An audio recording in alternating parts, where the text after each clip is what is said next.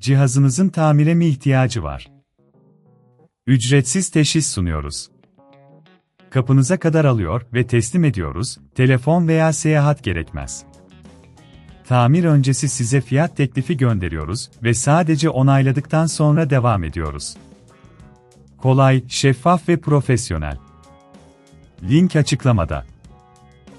Bugün, Dyson SV14 model elektrik süpürgenizin pilini değiştirmek için gerekli adımları detaylı bir şekilde inceleyeceğiz. Öncelikle, ihtiyacımız olan aletleri hazırlayalım. Bir tornavida, yeni bir pil ve temizlik için bir fırça almanız gerekecek. İlk adım olarak, elektrik süpürgenizi kapatın ve güvenlik açısından fişten çekin. Şimdi, süpürgenin alt kısmındaki vidaları göreceksiniz.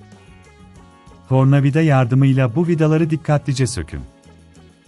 Vidaları kaybetmemek için bir kaseye koyabilirsiniz. Vidaları söktükten sonra, alt kapağı nazikçe kaldırarak açın. Kapağı açtıktan sonra, pilin bağlantı noktalarını göreceksiniz. Pil, 2 adet klemensle bağlıdır. Bu klemensleri dikkatlice çekerek pili ayırın. Eski pili çıkardıktan sonra, yeni pilinizi yerleştirin.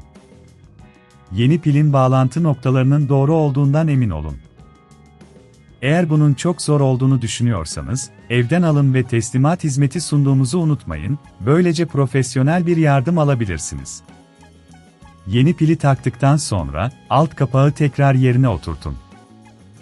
Kapağın düzgün bir şekilde kapandığından emin olun. Ardından, daha önce söktüğünüz vidaları tekrar yerine yerleştirin ve sıkıca vidalayın. Vidaları sıkarken aşırı güç uygulamaktan kaçının, çünkü vidalar plastik parçalara zarar verebilir. Süpürgenizin temizliği de önemlidir. İç kısımları tozdan arındırmak için bir fırça kullanabilirsiniz. Temizlik sonrası, süpürgenizi tekrar kullanıma hazır hale getirdiniz. Son olarak, tamir öncesi fiyat teklifi almak isterseniz, bizimle iletişime geçebilirsiniz.